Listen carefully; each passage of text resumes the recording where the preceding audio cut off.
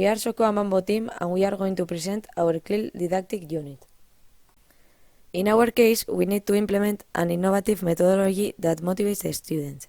Our school is located in Eibar and is part of the public system. Our classroom is 6A and the students are 11-12 years old. The chosen subject has been social science and the topic world monuments. As I mentioned before, this unit is aimed at 6th grade students. We will work on the theme of monuments of the world. We will introduce different places of the world to the children. Other cultures, languages, countries. It is an appropriate age for these students to understand that there are other languages and cultures beside their own, which can help them to be more mind open. The problem situation is that in our class, students talk a lot about traveling and usually tell about the sites they have visited so far. But as we know, nowadays traveling and getting to know new places and cultures is impossible. That is why we want to bring students closer to learning more about the world.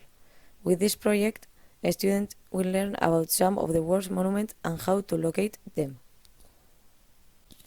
The objectives are recognize the different monuments, to learn the vocabulary related to the topic, to be aware of the importance of knowing information about other countries and cultures, and to learn to cooperate in a group. For this, we have divided in 4 parts the sequence of activities: the initial phase, the development phase, application and communication phase, and generalization and transference.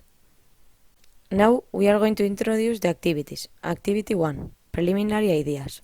This unit is about monuments of the world, but what do we know about it? In this activity, we will introduce the topic and ask questions to find out what the students know and what they want to know. First, we will discuss the ideas in small groups and then we will discuss them all together. Students will form in group of 5. They start working on small groups and after they will share it with the class. Each time that the group has a chance to speak will change the speakers of the team. This way, we ensure the participation of the entire class. The teacher will put pictures of different monuments on the digital board. The objective of the group will be to determine which monument is. Our goal is to measure how much they know about the topic, so we have to encourage students to participate. When we have collected the published ideas, we will start with the next part of the class. The teacher will hand out a sheet for each team. They must connect a monument with the flag of his country. After analyzing these activities, the teacher will be able to determine how much the students know about the topic in order to prepare the next session. At this point, we will start learning about the world's most important monuments and where are they located. For this, we will give the following sheet. After this, the teacher will talk to the students to see if any have been of any of these monuments. In this way, the students who have been and have photos of themselves will speak for the class and explain the experiences. They will be answering questions. The students, in groups, will choose a monument and will have to think together what materials to use to build a small model of the monument. Then, together, they will create the model.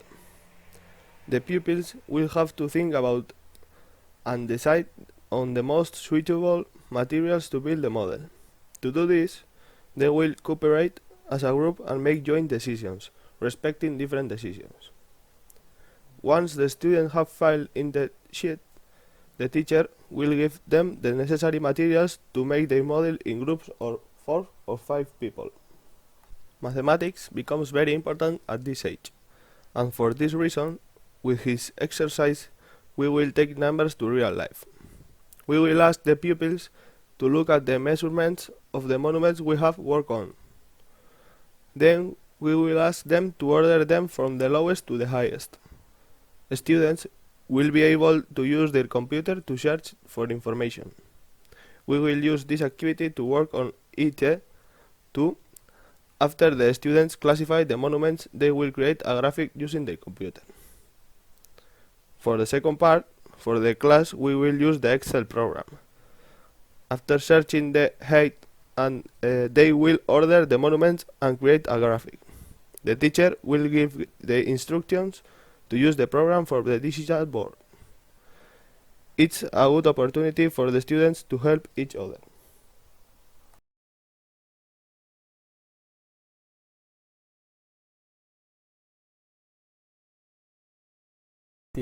Let's play. The teacher will prepare 3 cards for each monument. In the first one will appear a photo of the monument. In the second, a flag of the country to which the monument belongs. And in the third, the name. The teacher will distribute the cards randomly and each student will have 1 card of each type. So the student must exchange the card among themselves to get a block of 3 matching cards. The teacher will write on blackboard examples of sentences to start the conversation and change cards. Photo cards have blue cover, flags red, and the name white.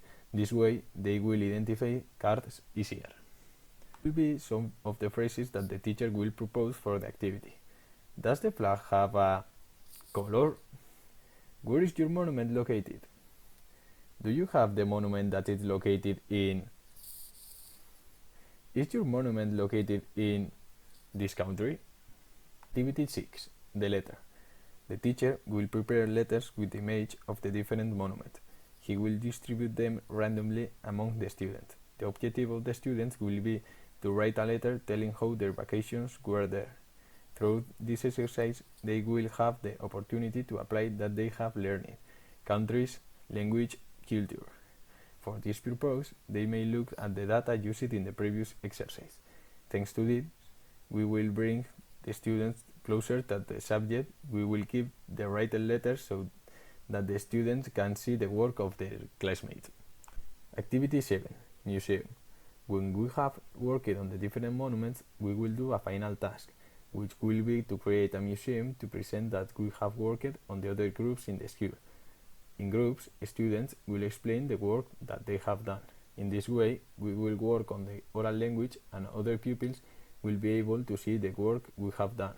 Thanks to this, the pupils will see that the work will be worthwhile so that the other can learn from it.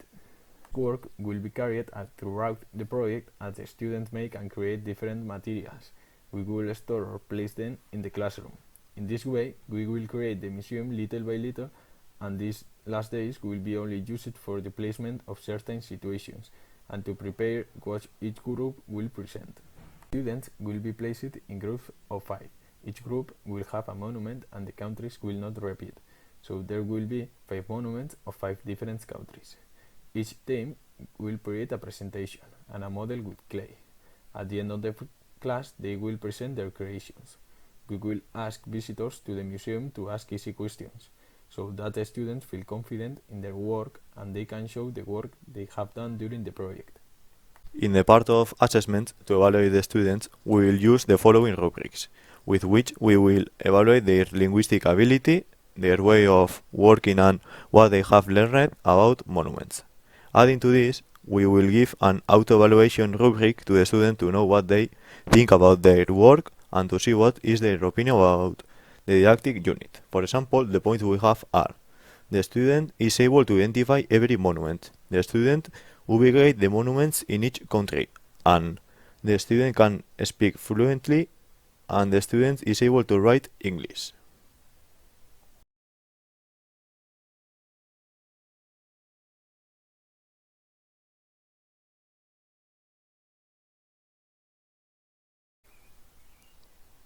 To finalize, we have the conclusion. CLIL is a type of teaching that encourages cooperative work, integrative and communicative methodology, as well as the use of strategies, approaches and skills that adapt to different learning levels. Giving students this stimulus is very important for them to be interested in the subject and to contribute ideas and information in class. Moreover, by working most of the time in groups, it increases student participation and interaction among them. To sum up, it is very effective methodology for learning a second language, in this case English. This method provides learners with opportunities to develop language skills. This happens because they are constantly exposed to the language by using it in interaction and in specific academic functional language. In addition, learners' knowledge of their social and cultural environment is increased. This increases learners' motivation and involvement because they can use the information they acquire in class in their daily lives.